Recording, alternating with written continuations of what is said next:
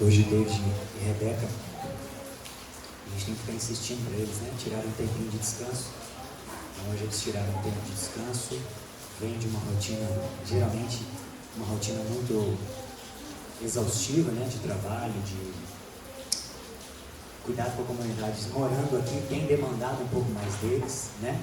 Então, a gente tem tentado evitar que eles caiam no burnout, né? Que já caiu uma vez. O David já quase surtou por excesso de trabalho. Então, morar dentro da igreja, o trabalho aumenta, a cabeça, o David tem dificuldade de desligar a cabeça dele. Então, a gente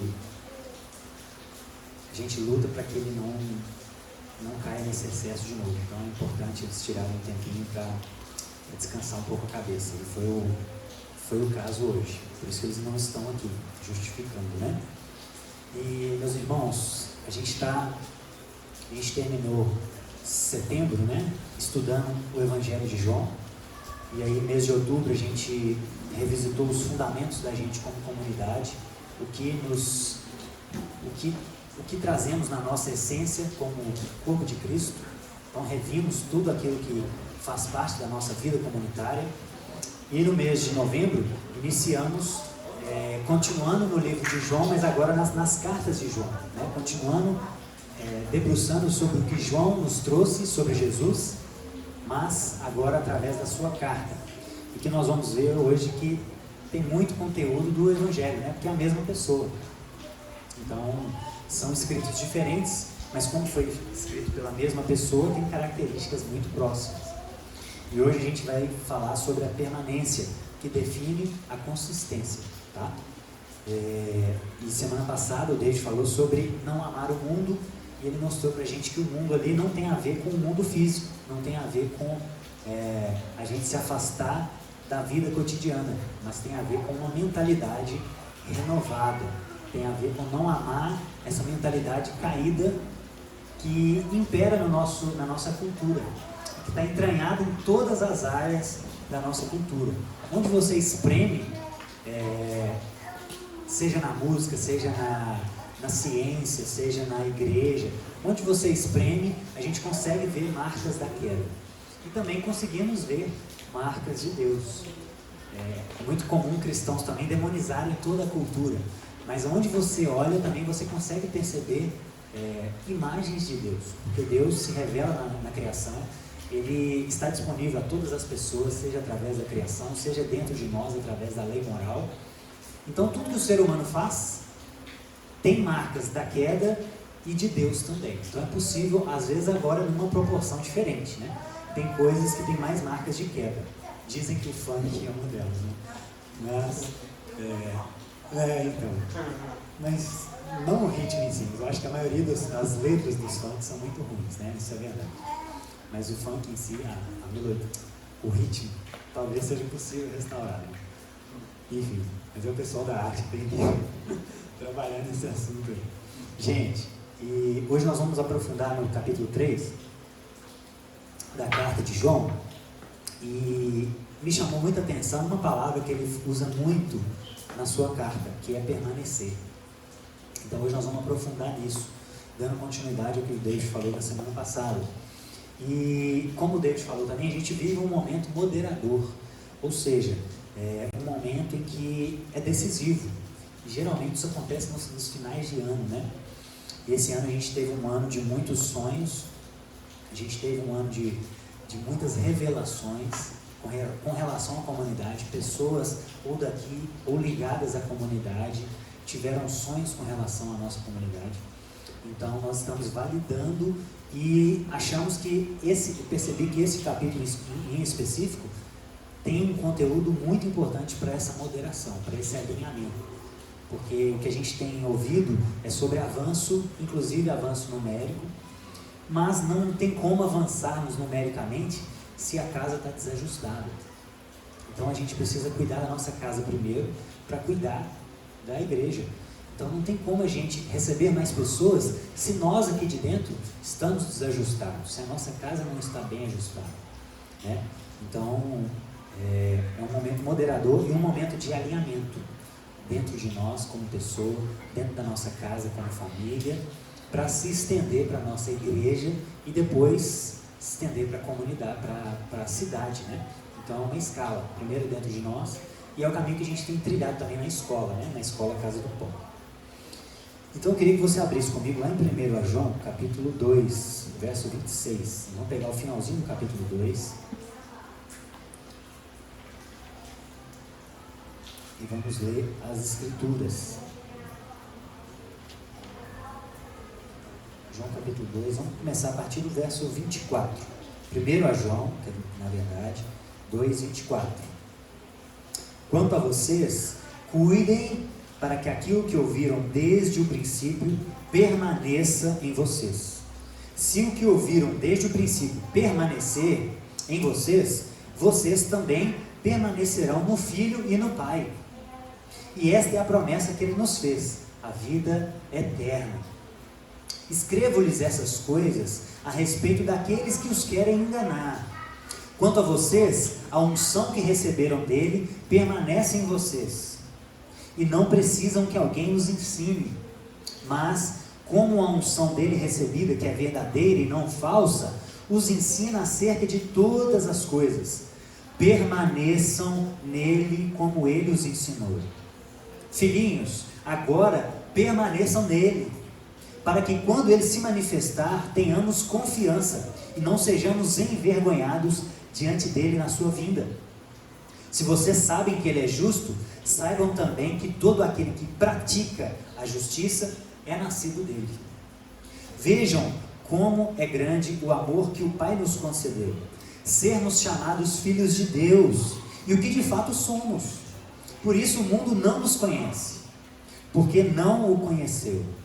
Amados, agora que somos filhos de Deus e ainda não se manifestou o que havemos de ser, mas sabemos que quando Ele se manifestar, seremos semelhantes a Ele. Todo aquele que nele tem essa esperança, purifica-se a si mesmo, assim como Ele é puro.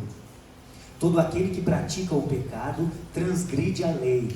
De fato, o pecado é a transgressão da lei. Vocês sabem que Ele se manifestou para tirar os nossos pecados, e nele não há pecado. Todo aquele que nele permanece não está no pecado. Todo aquele que está no pecado não o viu nem o conheceu. Filhinhos, não deixem que ninguém os engane. Aquele que pratica a justiça é justo, assim como ele é justo.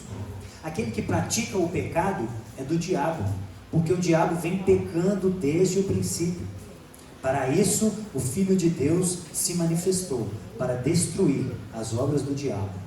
Todo aquele que é nascido de Deus não pratica o pecado, porque é nascido de Deus. Desta forma, sabemos quem são os filhos de Deus e quem são os filhos do diabo. Quem não pratica a justiça não procede de Deus, tampouco quem não ama o seu irmão. Espírito Santo, tenha misericórdia de nós. Essa é a sua palavra, inspirada pelo seu filho apóstolo João, e que nós precisamos da revelação do Senhor, Pai. Ilumina a nossa mente, ilumina o nosso espírito, para recebermos tudo aquilo que o Senhor tem reservado para nós nesse texto e nesse dia. É a nossa oração, em nome de Jesus. Amém. Irmãos, o final desse capítulo 2 e o início do capítulo 3 é o momento da carta de João em que ele mais usa essa palavra, permanecer. E o contexto imediato aqui, quando João fala no verso 26, né? Eu escrevo a respeito daqueles que os querem enganar. O que João tem em mente ali quando ele está falando isso? Os mestres que vieram do meio da igreja, mas se enredaram com a seita que estava surgindo do gnosticismo.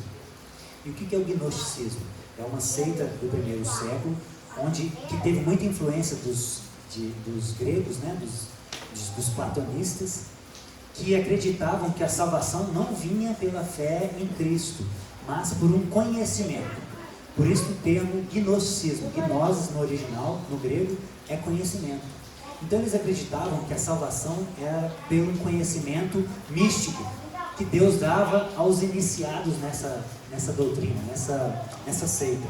Por isso João está preocupado com as pessoas que queriam enganar os seus leitores, que eram cristãos. Essa é uma carta escrita para cristãos. E por isso João fala muito sobre permanecer. Por quê? Porque tinham pessoas que não estavam permanecendo na sã doutrina. Eles ouviram no princípio, como ele começa o versículo 24, eles ouviram a mensagem no princípio, anunciada por João e pelos seus discípulos, e durante o caminho, eles não estavam permanecendo, eles estavam se perdendo durante a caminhada. Por quê? Porque começar algo é muito fácil, ou menos difícil do que permanecer. Às vezes não é muito fácil, mas permanecer é muito mais difícil do que iniciar as coisas. Abrir uma igreja, abrir uma empresa, iniciar uma faculdade, são coisas que a gente faz com mais facilidade do que terminar uma faculdade, do que continuar com uma igreja saudável, do que permanecer no emprego. Enfim, permanecer é uma tarefa mais árdua do que iniciar. E esse era o problema que João estava enfrentando com esses falsos mestres do gnosticismo, e que também negavam a encarnação de Jesus, negavam a divindade humana de Jesus. Então eles não estavam permanecendo nisso que eles ouviram desde o princípio, nessa verdade. E a palavra usada aqui, para vocês terem ideia, só na primeira carta de João ele usa essa palavra 21 vezes. E só aqui no capítulo 2 são mais de 9 vezes. Só nesse trechinho que eu li aqui foram mais de 9 vezes. Então João tinha intenção de focar nessa prática, né? Nesse valor de permanecer e não de iniciar as coisas. Permanecer tem mais valor e é mais difícil do que iniciar as coisas.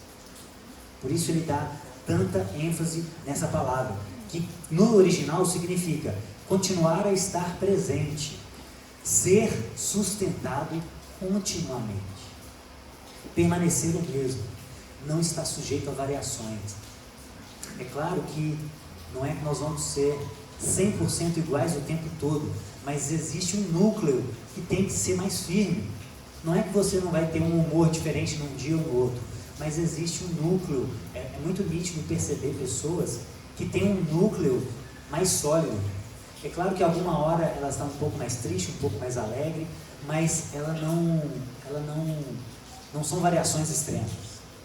Um dia ela não quer uma coisa, outro dia ela não quer.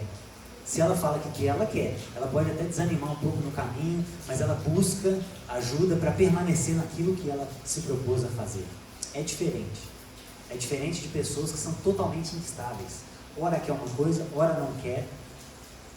Ora está disposto, ora não está disposto. E não tem essa constância em permanecer. É diferente.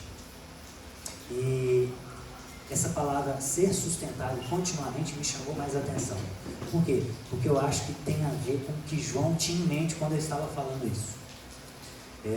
A ideia de João, então, nesse texto, meus amigos, tem a ver com o presente. Em vários outros textos, os autores bíblicos nos apontam para o porvir. Mas João, nesse texto e nessa carta em específico, ele está preocupado com a nossa vida hoje. E é claro que o que a gente espera influencia em como nós vivemos hoje, óbvio.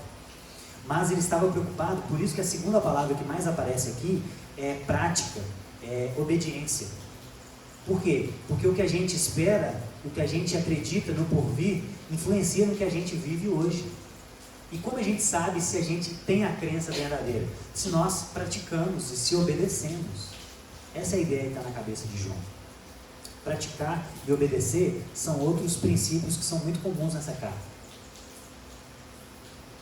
Então parece que a ideia de João, com essa ideia de permanecer em Jesus, é cultivar um relacionamento contínuo com Jesus para ser nutrido com os valores do alto. E se a gente estiver conectado com Ele e sendo nutrido com esses valores do alto, a nossa vida aqui, por consequência, será de prática e de obediência. Na cabeça de João, a lógica desse texto e dessa carta é exatamente essa. Deus é luz. Ele fala isso lá no capítulo 1, verso 5, né? Deus é luz e dele não há trevas nenhuma. Então Deus é luz. Se Deus é luz, nós somos pecadores. No verso 8 ele fala: se afirmamos que estamos sem pecados, enganamos a nós mesmos, e a verdade não está em nós. Então, Deus é luz, nós somos naturalmente pecadores. Agora, se a gente pratica a justiça, é porque a gente está conectado na luz, em Deus. A lógica é simples. Se nós somos naturalmente pecadores, e se a gente pratica boas obras, é necessariamente porque nós estamos conectados à luz, a uma fonte boa. Da mesma forma, se a gente pratica o mal, é porque a gente está desconectado de Deus, da luz. Então é muito simples na cabeça de João, um raciocínio muito simples. Se a gente pratica e obedece, nós somos de Deus. Se a gente não pratica e não obedece, nós somos do diabo. Não tem o meio termo. Não existe, meus irmãos, no mundo espiritual, neutralidade. Não existe. Não existe. Isso é a maior falácia que existe, inclusive no meio, na cultura, né? É muito comum isso na política. Não, a religião não entra aqui. Aqui nós estamos discutindo racionalmente. Isso é impossível, não tem como. A gente adora ao Deus ou ao diabo, né? E o diabo pode ser nós mesmos. Nós podemos ser o nosso diabo, mas não é Deus. Ou é Deus ou não é Deus. Não existe neutralidade. Ou nós somos de Jesus ou nós não somos de Jesus. Ou nós estamos salvos ou estamos perdidos. Não existe aquela ideia de que, nossa, aquela pessoa é boa, ela faz tudo certo, só falta Jesus. Se só falta Jesus, falta tudo. Se só falta Jesus, falta tudo. Não existe neutralidade no mundo espiritual. Agora, de onde João tirou essa ideia de ser sustentado, essa ideia de permanecer? Volta lá comigo em João capítulo 15, no Evangelho do próprio João. Olha o que João relata sobre as palavras de Jesus. João capítulo 15. Olha o que João tinha em mente quando ele fala 21 vezes sobre permanecer em Cristo, e Cristo permanecerá em nós. Olha o que Jesus disse: eu sou a videira verdadeira, e o meu Pai é o agricultor. Todo ramo que estando em mim não dá fruto, ele corta, e todo que dá fruto, ele poda, para que dê mais fruto ainda. Vocês já estão limpos pela palavra que eu tenho falado. Permaneçam em mim e eu permanecerei em vocês. Nenhum ramo pode dar fruto por si mesmo, se não permanecer na videira. Vocês também não podem dar frutos se não permanecerem em mim. Olha que lindo. João, o que ele está falando naquela carta é exatamente porque ele estava cheio dessa palavra de Jesus que ele mesmo relatou em João capítulo 15.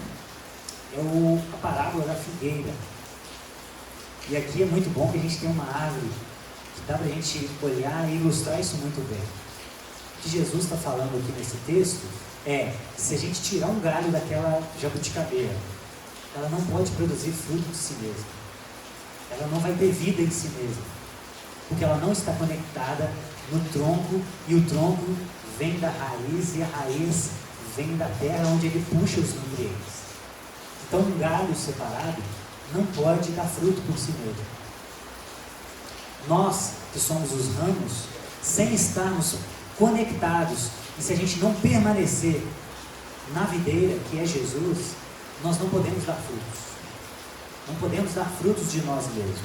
Então é isso que estava na cabeça de João. Agora eu fui tentar ir um pouco mais fundo. Da onde Jesus tirou esse exemplo de videira? O que estava na mente de Jesus? Alguns vão dizer que quando Jesus, nesse contexto aqui de João, ele estava falando as suas últimas palavras antes de ir para o Getsemane.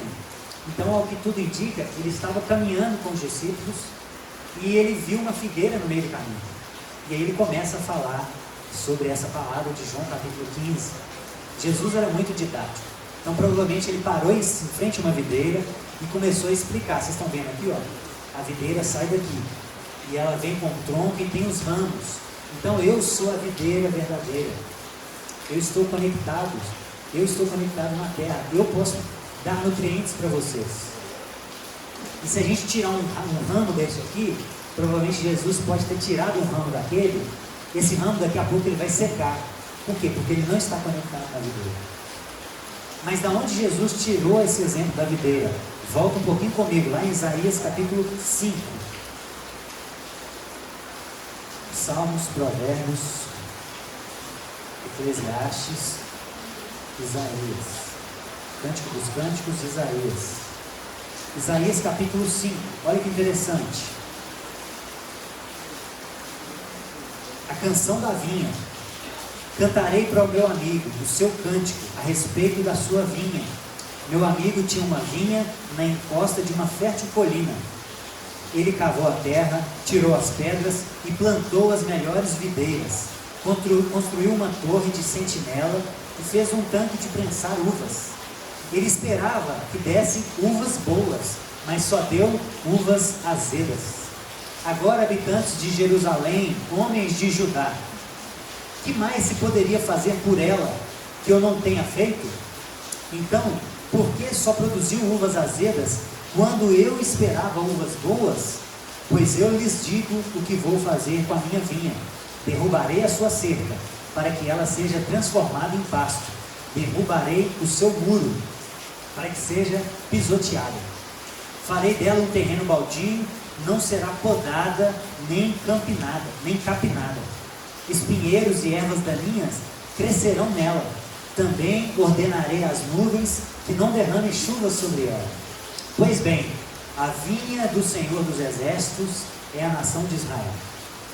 E os homens de Judá são a plantação que ela amava. Ele esperava justiça, mas houve derramamento de sangue. Esperava retidão, mas ouviu gritos de aflição. Então, Isaías aqui, gente, ele faz uma profecia através de uma parábola. E ele usa a imagem da videira, a parábola da videira, para ilustrar Israel. Então, no Antigo Testamento, isso se repete em Salmos 80, Jeremias 2, Ezequiel 15, 17 e Oséias 10. Israel é tida como uma videira. Por quê? Porque é uma parábola de Deus explicar que ele tinha plantado uma videira e ele esperava bons frutos, só que ela deu uvas azedas e amargas. E o que o agricultor teve que fazer? Teve que cortar, teve que podar, teve que reter a chuva. Isso é uma analogia para mostrar qual é o relacionamento de Deus com Israel. Deus é o Pai de Israel, ele formou um povo e ele esperava que esse povo desse bons frutos. E esse povo se distanciou, rejeitou o seu Criador. E aí Deus enviou eles para o exílio. Esse é o fundo histórico dessas parábolas. Então, sempre que você vê os profetas de Israel chamando Israel ou de filho, ou de mulher adúltera, ou de videira, tenha isso em mente. Deus punindo o povo porque eles abandonaram a Deus e enviou eles para o exílio. Essa é a ideia que perpassa por trás de todos os profetas do Antigo Testamento.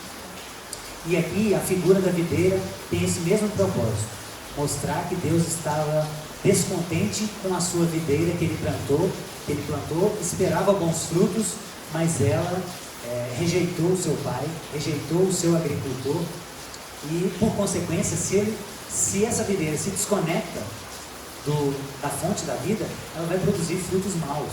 Essa é a ideia. Então Israel deu frutos maus. E Jesus, em João capítulo 15, ele fala uma palavra muito interessante: eu sou a videira verdadeira. Ele não fala que ele é só a videira, ele fala que ele é a videira verdadeira. Jesus conhecia as Escrituras, João também conhecia as Escrituras. E o que estava na cabeça de Jesus? Jesus estava mostrando para essas pessoas que ele é a verdadeira videira. Ele não era como Israel, que Deus esperava boas obras e Israel desobedeceu. Israel frustrou a Deus. Frustrou entre aspas, né? Porque Deus já sabia de tudo isso. Deus não foi pego de surpresa. Mas Deus esperava boas obras. E Israel frustrou. Só que Jesus, assim como Adão pecou e Jesus veio fazer a coisa certa, Israel pecou e Jesus veio traçar o caminho correto. Jesus veio ser uma nova referência e estabelecer uma nova aliança.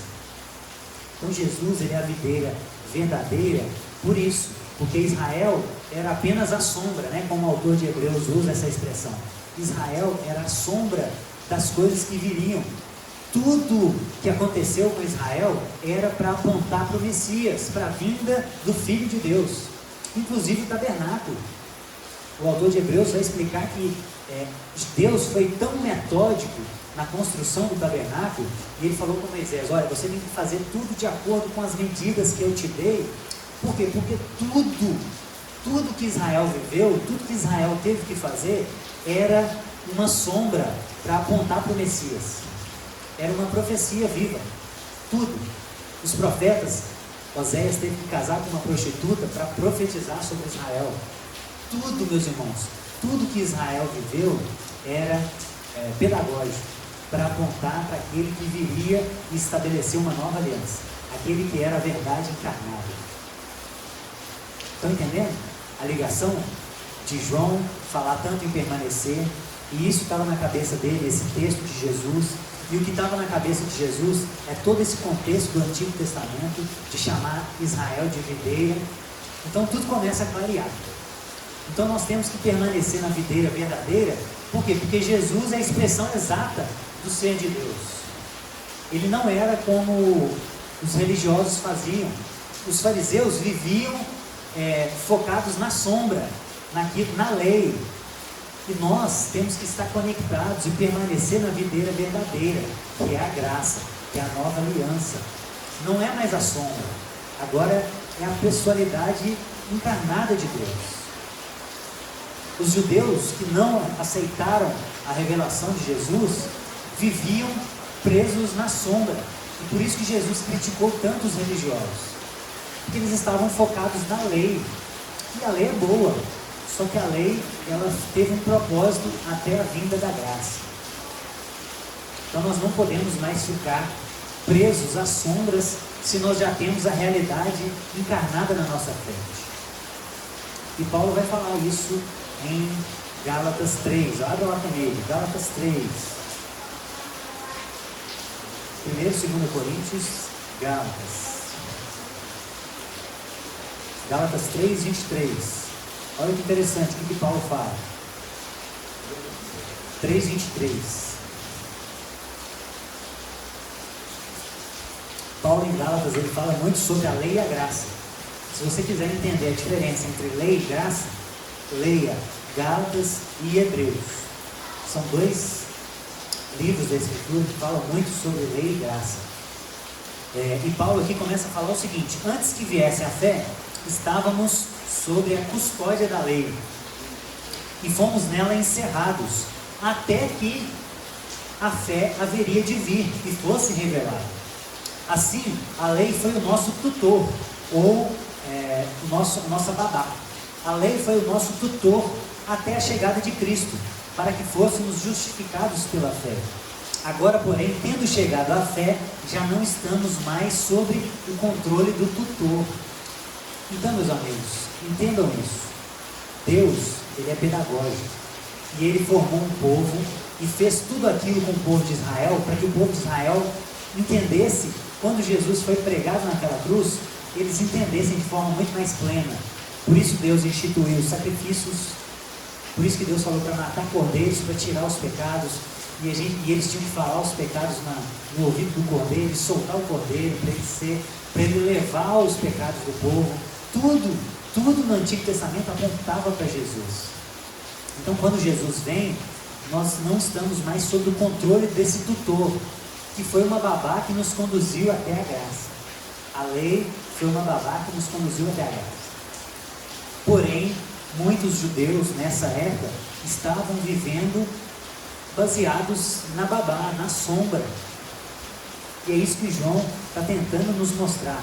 Nós temos, e Jesus em específico, no capítulo 15 de João, nós temos que permanecer conectados na videira verdadeira, e não na sombra, não na religiosidade, porque a sombra é perigosa. A sombra, quando Paulo vai falar que a letra mata, A letra ali não é conhecimento, é a lei. Então Paulo está dizendo o seguinte: a lei mata, mas o Espírito vivifica. Ele está fazendo esse contraste entre o Antigo Testamento e o Novo, entre a lei e a graça. Ele não está falando que o conhecimento mata, ele está falando que a lei mata. Da mesma forma que ele falou aqui, nós não estamos mais sob o tutor da lei. Nós temos uma nova aliança que cumpriu. A nova aliança que inclusive cumpriu a lei. Não é a revogação da lei, mas é o cumprimento. É uma nova fase. Não é abandonar tudo que passou, mas é a continuidade. É diferente. Por isso que Jesus disse em Mateus 5,17: eu não vim revogar a lei, mas eu vim cumprir. E a palavra ali tem a ver com trazer equilíbrio, com trazer uma régua. E foi isso que Jesus fez no Sermão do Monte. Vocês ouviram o que foi dito, não faça isso. Eu, porém, vos digo, faça mais ainda. Se alguém te pede uma milha, ande 2. Então Jesus ele veio cumprir a lei e trazer um novo ordenamento jurídico, que inclusive é mais difícil de ser vivido. Viver sobre a lei é mais fácil do que viver sobre a graça. Porque a lei pedia 10%, a graça pede todo o nosso ser. Todo o nosso recurso é de Jesus. Todo o nosso ser é de Jesus. A lei pedia para que a gente não adulterasse. Agora a gente tem que vigiar nossos pensamentos. A graça ela é muito mais profunda. A graça ela é muito mais exigente. Mas ela é a única que pode nos dar a vida também. Da mesma forma que ela é mais exigente, ela é a única que pode nos dar a vida. Então Jesus é a expressão exata de Deus. Jesus, por isso que a fé cristã não é uma religião. A fé cristã, ela é um relacionamento. Porque é uma pessoa. Todas as religiões são baseadas em regras. Mas a fé cristã, ela é baseada num relacionamento. É totalmente diferente. É mais dinâmico. É mais difícil também. Exige mais esforço. Mas isso tem tudo a ver com o exemplo da videira. Por quê? Porque se nós temos que permanecer na videira verdadeira, e essa foi uma descoberta que me deixou atônito, se existe uma videira verdadeira, existe também uma videira falsa. Eu não sabia disso. Existe, o nome técnico é falsa vinha. Existe uma planta que imita a videira. Você sabia disso? Eu não sabia. Existe uma planta que imita a videira. Ela tem as folhas parecidas, ela tem alguns frutos parecidos com uva, mas ela é falsa. Então eu falei, uau! Jesus tem algo muito profundo que Jesus está querendo dizer aqui. E aí eu fui começar a tentar entender melhor o que é essa falsa vinha. Porque se nós temos que permanecer conectados na videira verdadeira, nós temos que entender o que é essa videira falsa para que a gente não se conecte nisso e não seja enganado e não viva na sombra, na religiosidade, porque é o que parece, e alguns vão entender assim, essa videira falsa é a religiosidade. Parece Jesus, mas é falso.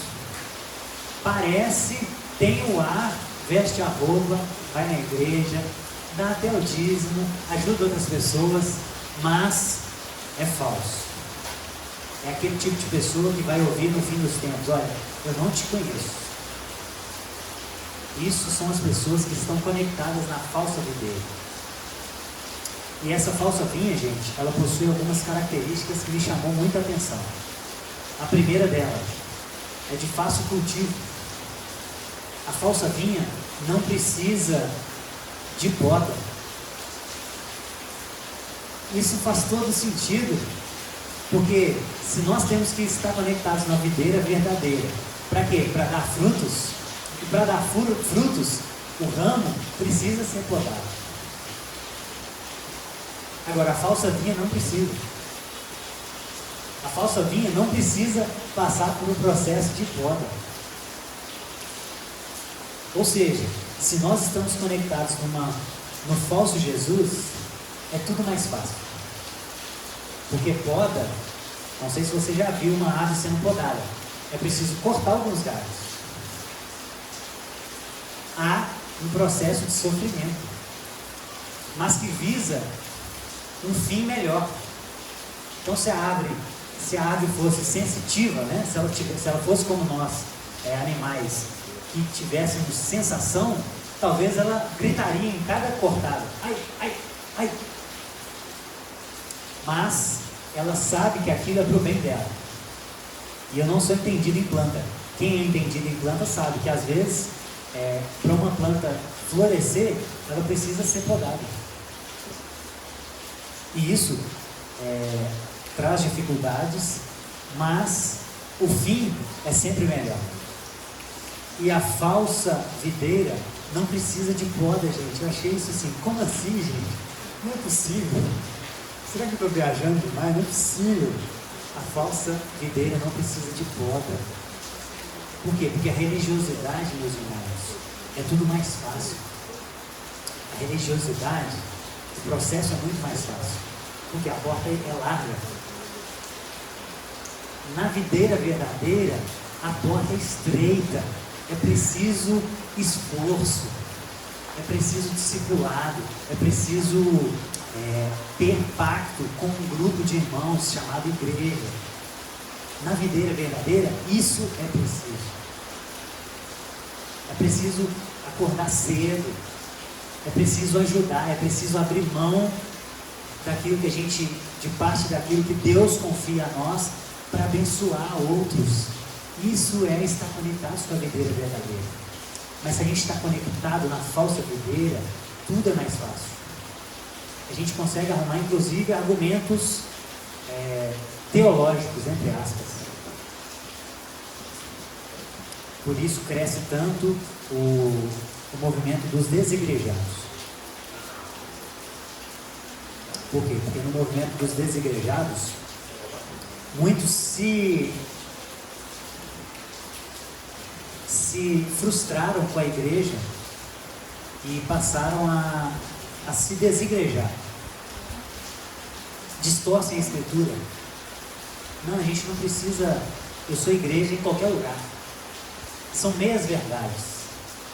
Claro que nós somos de Jesus em qualquer lugar, mas a igreja nós somos quando a gente está reunido e temos um pacto uns com os outros, de encontrar, de ler as escrituras, de cear. É preciso, existe uma ordem na igreja de Jesus, não é de qualquer jeito. É preciso compromisso. Não tem a ver com espaço. Eu acho que todos nós, a gente fala isso com muita frequência. Não tem a ver com espaço, mas tem a ver com corações conectados em um propósito único. Todos nós somos ramos conectados numa mesma videira. E a nossa oração é para que seja a videira verdadeira. E no processo, há poda. No processo de santificação, é necessário poda. Então, o ramo que está na videira e não dá fruto, ele tem que ser cortado, para não atrapalhar os outros. Esse é outro ponto da árvore. O ramo que não dá fruto, ele precisa ser cortado, porque ele pode atrapalhar a sombra, pode tirar o sol, né, dos ramos que estão com potencial de dar fruto. Ele pode tirar nutriente que poderia ir para um ramo que vai dar muito mais fruto.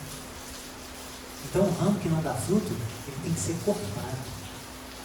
A poda não adianta. Ele tem que sair. Tem que sair fora para não atrapalhar os outros. E na religiosidade, basta rituais. Esse foi o grande desafio dos religiosos na época de Jesus. Se desvencilharem dos rituais e se conectarem à videira verdadeira e olhar nos olhos dele diariamente e se conectar com ele. Orar 3 vezes ao dia, dar dízimo da erva, do cominho, isso tudo era mais fácil para os religiosos do que ouvir o que Jesus estava falando e estar disposto a mudar. Gente, disposição para mudar, eu acho que é uma das maiores dificuldades do ser humano. Que nós tendemos à inércia, né? Inércia é uma lei da física. O corpo ele tende a ficar parado se nenhuma outra força for exercida nele. Isso é inércia. Então, ou ele fica parado, ou ele fica em movimento constante, eternamente, sem nenhuma outra força. Por isso, no espaço, não sei se vocês já viram filmes, quando um corpo começa a movimentar, ele não para. Ele não para, porque ele entrou em inércia. Então, essa é uma lei natural. Nós tendemos à inércia. Tendemos ou a ficar parados, ou a ficar em movimento constante, uniforme. Disposição, a inércia foi vencida. Disposição para sair da inércia é um valor muito alto. Por isso que na religiosidade é mais fácil, porque você não precisa mudar. Você não precisa ser confrontado com um irmão mais maduro na fé. Você não precisa confessar seus pecados e passar a vergonha de falar aquelas coisas que são difíceis até de pronunciar. Nossa, eu fiz tal coisa. Quando você confessa o pecado para alguém, a vergonha que aquilo te traz é a poda que a gente precisa. E aí a gente experimenta o que Jesus sofreu na cruz para pagar por esse pecado que nós estamos cometendo. Isso é a poda que a gente precisa. Então o processo de caminhada conectado na videira verdadeira, ele é muito mais difícil e doloroso porque há podas. Na religiosidade não, é só você cumprir rituais e na segunda-feira a vida segue como todo mundo, como a maioria. Não é necessário você pensar se aquela sua ação vai ter um impacto naquela pessoa do seu trabalho que se converteu agora. Não é necessário. Você leva a sua vida. Não é necessário você pensar que aquilo que você vai fazer pode interferir na vida do outro. Por quê? Porque a sua vida é independente. Você vive para si. Mas quando a gente está conectado à videira verdadeira, a gente está conectado a outros ramos. E a gente não é mais eu, somos nós. Não é mais o meu pai, é o Pai nosso. Não é mais o meu pão, é o pão nosso. Não é mais o meu carro, é o nosso carro. Não é mais a minha casa, é a nossa casa. Tudo é nosso. No reino de Deus não existe individualidade. E não sei se vocês conhecem um teólogo brasileiro chamado Rodrigo Bibo. Ele escreveu um livro chamado Deus que Frustra Sonhos, algo desse tipo. E a imagem é um menino com um sorvete caído no chão, na capa do livro. O Deus que frustra sonhos. E a ideia básica dele é mostrar exatamente isso. Deus não tem um projeto para o nosso CPF. Deus pensa sempre em CNPJ.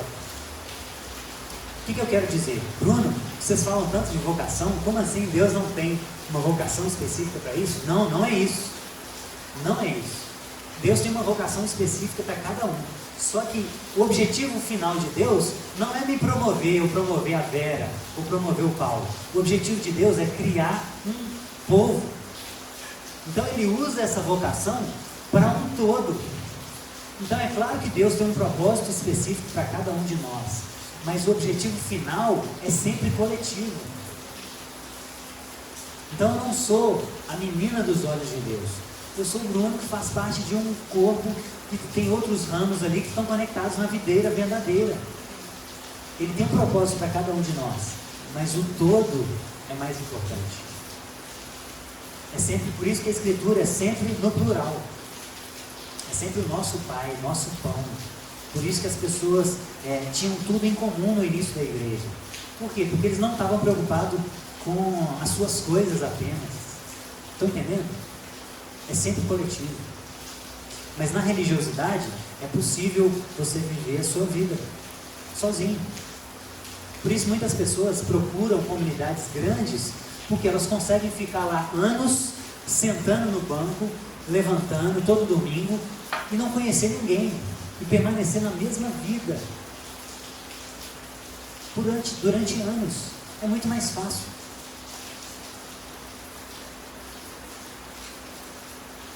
Agora, Permanecer na videira verdadeira é dispor todo o seu ser para Jesus. Todo o seu ser para Jesus. Não é só uma janelinha no domingo de manhã. É todo o seu ser. Eu estou falando de você acordar e lembrar primeiramente de Jesus. E olhar assim e falar: Jesus, como eu posso glorificar o seu nome mais nesse dia, Pai? Como eu posso fazer isso, Jesus? É olhar para o seu casamento e falar: Jesus, como eu posso fazer com que esse casamento redunde em glória para o Senhor? E não você casar para ser feliz. Gente, ser feliz é muito fraco, é muito pouco. A gente vive na cultura da felicidade, mas isso, a felicidade que estão pregando para a gente, que a gente é pregado o tempo todo, ou pela justiça ou pelo erro. A felicidade que estão ministrando na nossa vida é poeira, é algo que é muito passageiro. É aquilo que você consegue, aí você tem 5 minutos de uma sensação boa, e aí já tem outra propaganda falando: olha, agora você precisa de outro disso, melhor, mais evoluído. Por isso que tênis são lançados 6 em 6 meses, carros são lançados de ano em ano. Por quê? Porque nós vivemos na cultura do consumo. É isso que tem trazido pseudo-felicidade para o homem moderno, porque nós somos pessoas de consumo. Mas entregar o nosso ser para Jesus, como Jesus disse lá no Sermão do Monte, felizes, vamos lá, Mateus capítulo 5, olha aqui que Jesus fala sobre felicidade. Felizes, 5,3, são os pobres de espírito. Por quê? Porque deles é o reino dos céus. Ou seja, felicidade para Jesus tem a ver com pobreza de espírito. Ou seja, o termo aqui é pitoco, é pelado. É você não ter nada em que se agarrar, a não ser a videira verdadeira. Isso é ser feliz biblicamente. Isso é ser feliz. É você ser totalmente pobre e nu. É você ser dependente da seiva diária da videira verdadeira. Isso é ser feliz. Então, é acordar e já pensar primeiramente em Jesus. É ansiar por aquele tempo livre que você vai ter no seu dia, você pegar a Escritura e se aproximar e se nutrir da videira verdadeira. O que a gente tem feito com o nosso tempo livre? Por que a gente lê tão pouco a Bíblia? E alguns, acho que é o John Piper, que disse que o Instagram, as redes sociais, são um argumento de Deus no fim dos tempos, para mostrar que no fundo a gente tinha tempo. Então, rede social, Deus criou a rede social exatamente para mostrar no dia do julgamento, quando a gente for tentar argumentar, Senhor, mas eu não tive tempo, minha vida era muito... E aí ele vai mostrar as redes sociais. Jesus tem aquele aplicativo que mede quanto tempo a gente fica em cada rede social, sabe? Existe esse aplicativo. Se você quiser ver quanto tempo você tem, baixa esse aplicativo. E Jesus vai mostrar os dados. Olha, você tinha tanto tempo e você gastou 50%, 60%, 70% dele em rede social. E não foi nem para edificar as outras pessoas, não. Não foi nem para produzir um bom conteúdo, embelezar as redes sociais. Em vez de ficar pondo foto sensual, você colocar um texto ou uma coisa que você está vivendo. Não foi por isso. Você usou para ficar passando o seu tempo. Então, tempo você teve. Você só não priorizou aquilo que é mais importante, como o mais importante. Tempo a gente tem, gente. A gente só não põe aquilo que é mais importante como o mais importante.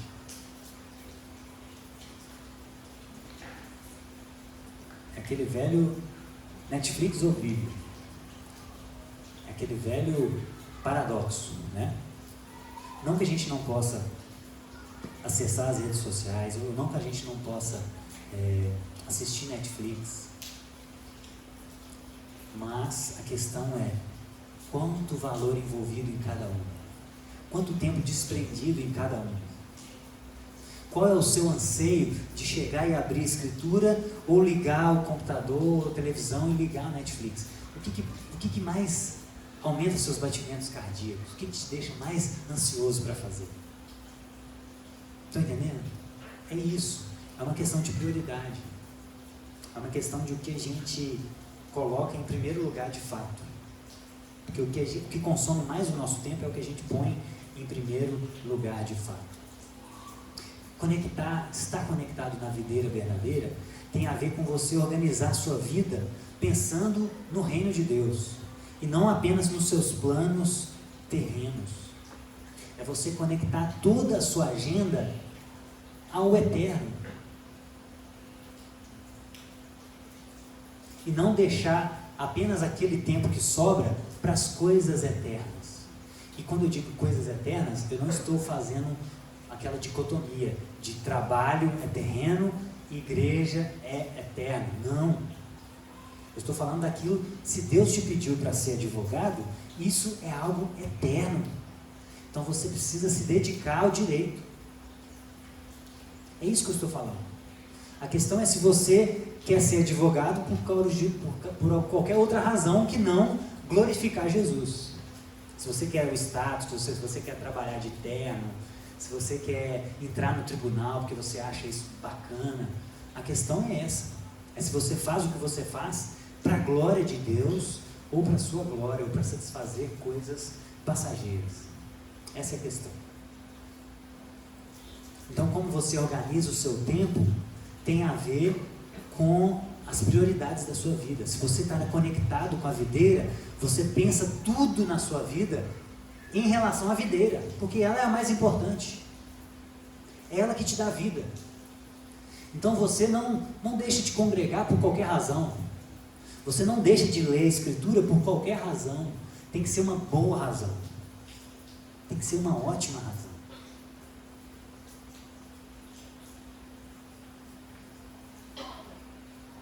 É diferente.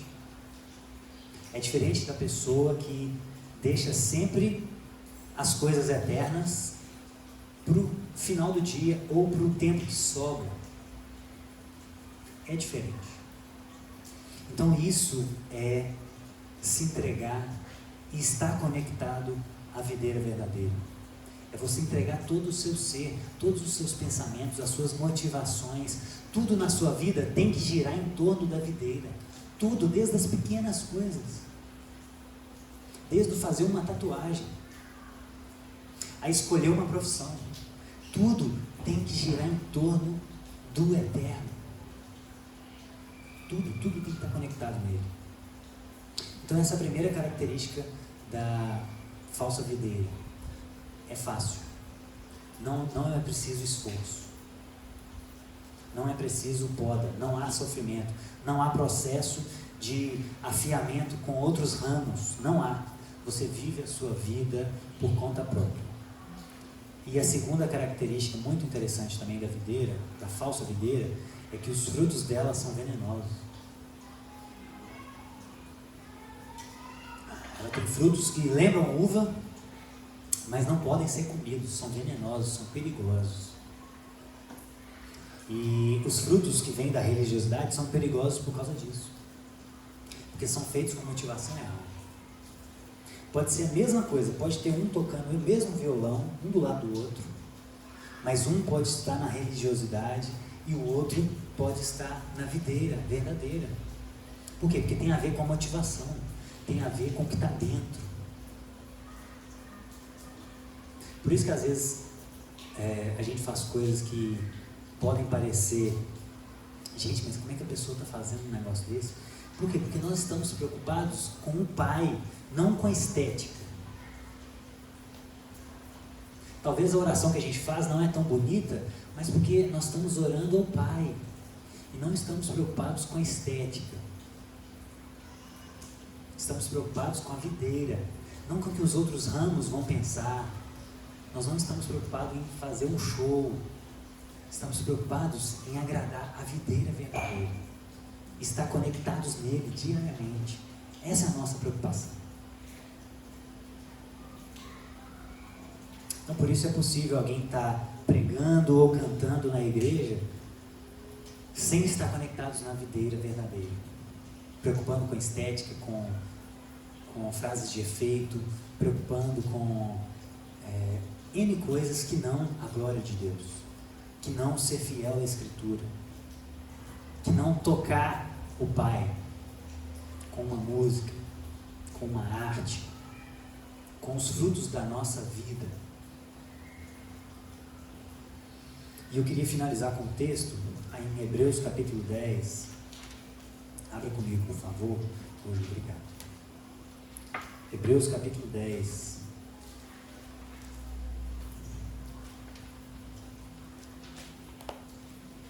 Primeiro e segundo Timóteo.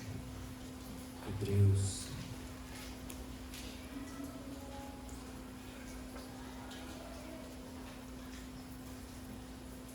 Hebreus 10, 25. Vamos começar do 24. 23. Apeguemo-nos com firmeza à esperança que professamos, pois aquele que prometeu é fiel.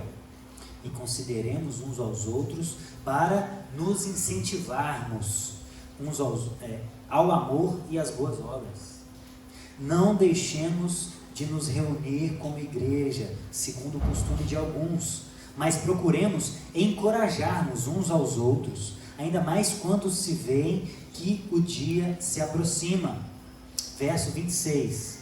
Se continuamos a pecar deliberadamente, depois que recebemos o conhecimento da verdade, já não resta sacrifício pelos pecados, mas tão somente uma terrível expectativa de juízo e fogo intenso que consumirá os inimigos de Deus. Irmãos, as nossas obras têm total ligação com em quem nós estamos conectados. Se nós estamos conectados na videira verdadeira, João não está dizendo que a gente não peque. Ele está dizendo, inclusive no início da carta, ele fala, olha, eu escrevo para que vocês não pequem, mas se vocês pecarem, nós temos um advogado junto ao Pai. E quando ele fala da prática do pecado, ele está dizendo exatamente como esse autor de Hebreus aqui, ó, aquele que vive deliberadamente no pecado. É diferente de quem peca por tropeço. É totalmente diferente. E isso tem a ver com a nossa conexão. Com qual videira nós estamos conectados? Com a videira verdadeira, que traz nutrientes de verdade, que nutre a nossa vida e que faz com que os nossos desejos sejam reordenados. Porque a prática deliberada do pecado tem a ver com desordenamento de desejos. Se você não é nutrido com o alimento verdadeiro, você vai ter que suprir essa sua falta, que foi oriunda do pecado, com alguma coisa. E geralmente são coisas passageiras. E muitas vezes que são até boas, mas que fogem da dose, ou que são feitas de forma errada. Sexo é uma dádiva, mas ele foi criado para um momento específico, para uma pessoa específica. Então o sexo pode ser pecado ou não, depende de como a gente usa ele. Tudo, e isso vale para tudo. O dinheiro é a mesma coisa. Mas isso tem a ver com qual nutriente nós temos recebido. Aonde nós estamos conectados? Existe um buraco dentro de nós ou nós estamos sendo supridos? E quando a gente é suprido com o alimento verdadeiro, você olha para o alimento falso e você não tem, pode ter até um pouco de desejo, mas você não vai com tanta ânsia ao pote. Se você está com fome, você olha uma comida de uma forma diferente do que você olha quando você está suprido, alimentado. Então, se nós estamos conectados na videira verdadeira, tudo é ressignificado, a nossa vida toda é ressignificada. Nós olhamos para todas as áreas da nossa vida, olhamos para todos os nossos desejos e remoldamos isso de acordo com a videira verdadeira. E hoje você pode se ver como um ramo desconectado. Talvez você olhe para a sua vida e vê o que as Escrituras têm nos falado hoje e pense assim, olha, eu sou um ramo desconectado. Sou um ramo totalmente desconectado. eu não me alimento de Jesus, eu não tenho prática devocional, eu não tenho desejo nenhum de me afiliar a uma igreja, eu não estou nem aí para Jesus. Na verdade, eu nem sei quem é Jesus. Eu já ouvi falar, mas não conheço Jesus de fato. Talvez você se vê como esse ramo desconectado. E o chamado de Jesus para todas as pessoas é: arrependa-se. Se conecte, se deixe ser adotado por Ele, receba Cristo como seu Salvador e Senhor, porque receber Jesus como Salvador é fácil. Agora, como Senhor, também exige disposição, porque há poda, há submissão. A gente tem que se submeter à vontade do nosso Senhor. Ele não é só o nosso Salvador, Ele é o nosso Senhor também. Agora você pode se ver também como um ramo infrutífero. Eu conheço Jesus, eu já caminhei com Jesus, porém eu estou mutilado. Eu estou precisando de me conectar de fato com Jesus. Da mesma forma, arrependa-se e se disponha ao processo da poda, porque aí sim você vai dar fruto e não ser cortado pelo agricultor. Se aproxime de pessoas maduras da comunidade, abra a sua vida, isso é fundamental para que você seja podado e fortalecido, porque a sua fraqueza pode ter a ver com essa sua dificuldade de ser podado. Você não abre a sua vida para ninguém conhece o que está dentro do seu coração. Então, se você é esse ramo infrutífero, se dispõe a esse processo. Talvez você já foi machucado no processo em outros lugares, talvez você tenha medo de se abrir porque você já foi machucado. Nós não temos escolha. Se a gente não der esse passo, a gente pode perder oportunidades valiosas de ser a maneira correta agora. Nem sempre as coisas dão errado. E fruto não tem a ver só com fazer coisas, viu, irmãos? O primeiro fruto é o arrependimento. O primeiro fruto é o arrependimento. É você ter um coração totalmente disposto a obedecer, ouvir e obedecer, como a gente cantou na primeira música. E você pode se ver também como um ramo frutífero e que também precisa de poda. Ninguém escapa à tesourada, gente. Ninguém. Se você é desconectado, se você é infrutífero ou se você está frutífero, você também precisa passar por dificuldades, por provas, porque Deus, Ele prova a gente para que a gente se fortaleça. Então, se você é um ramo frutífero, não fuja da prova, da poda também. Não fuja do crescimento. Não queira estagnar onde você está, porque existem águas sempre mais profundas, existem sempre níveis mais profundos que a gente pode chegar. Então eu queria te convidar a cantar uma música que fala sobre encher de Jesus até não haver mais espaço dentro de nós. E fala também dessa